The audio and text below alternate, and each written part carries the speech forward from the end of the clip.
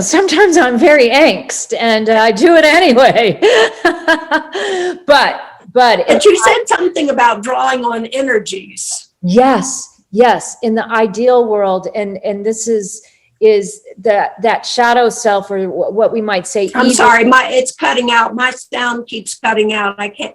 Shadow selves, or like that Paul Levy interview of what he calls Wetiko, which is a Native American term of that vortex. Abraham Hicks talks about vortex down, vortex up. Are we living in the vortex? Well, to live in the vortex all the time is not that easy, but here's the trick. The trick is to catch ourselves, to be conscious, not unconscious, when we start the negative talk or the bad habit, or that creates, oh my God, I feel like crap now, or anything that takes us down.